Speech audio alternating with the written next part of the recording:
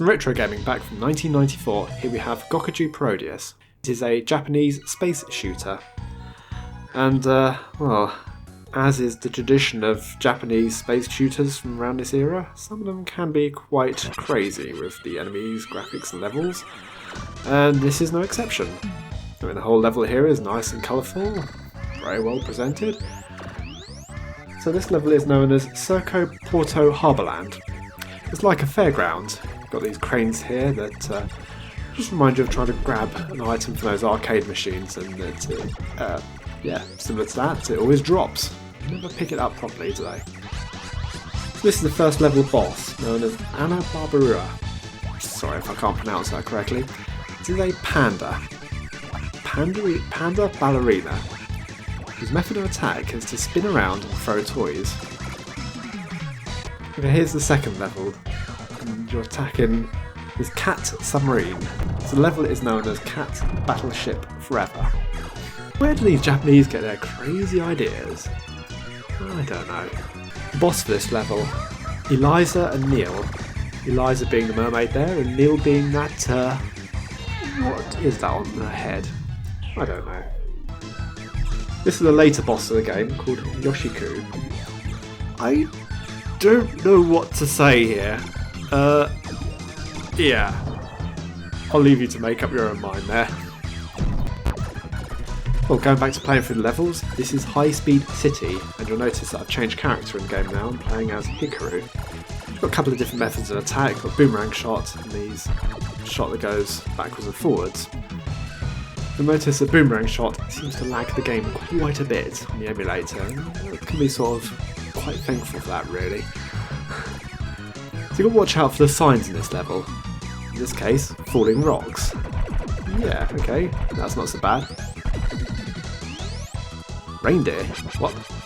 Oh, raining deer? Reindeer? Dunno.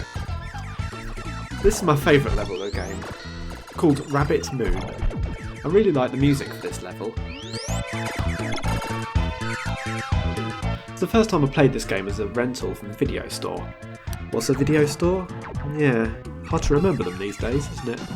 Before movies were downloadable, you had the option of going out to a store where you could choose from a selection of videos, and some of them did games as well, or you could rent them for the weekend. Oh, isn't that nostalgia there? Our local video store was called Channel 5. This is before we had 5 channels on the TV. Yeah, for a long time the UK only had 4 TV channels. So the theme is bunny rabbits and mallets.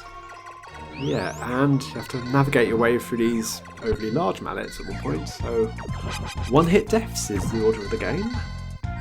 Although you can continue on if you do get hit, it's almost impossible because you lose your power-ups like speed, weapons, and yeah, it's almost just, well, not quite game over when you get killed.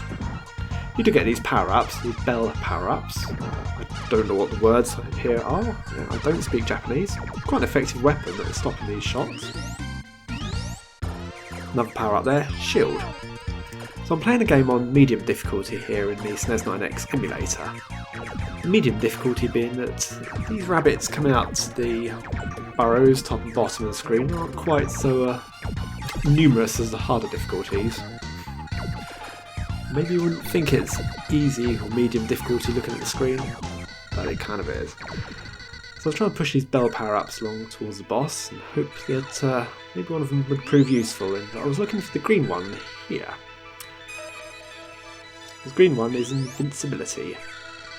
I'm oversized and you can't take any damage. The boss here is Kaguya Princess. Again, sorry if my pronunciation is off there. So she's shooting out these neon bunnies as if you've not already had enough bunnies up until that point in the game. So this last level is called Penguin Disco.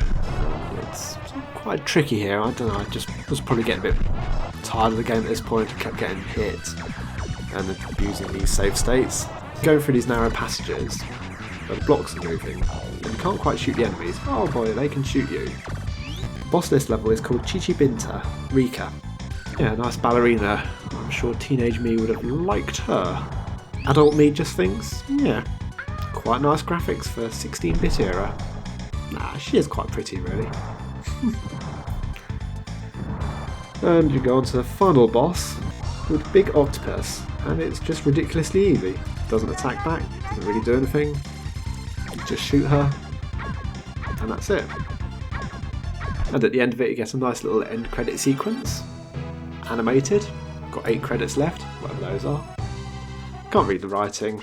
Hey, can appreciate the animation here. And we get an explosion, everything's blowing up, and we get the opportunity to play the final level, the special level, where you're stripped of all your power-ups. Have very little time to get anything. Unfortunately, I didn't get much footage of this level. The last boss, Pentra X, Robotic Penguin. Robotic Tux! Hey, Tux! We've got a few methods of attack, shooting rockets, shooting lasers at you. And these fireballs that go across the screen, they seem to be particularly effective though. The harder the difficulty, the more accurate and faster it is on those lasers.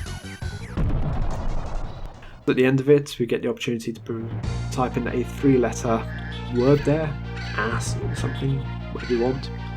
So that was a look at Gokujou Parodius. Thanks for watching, see you all later.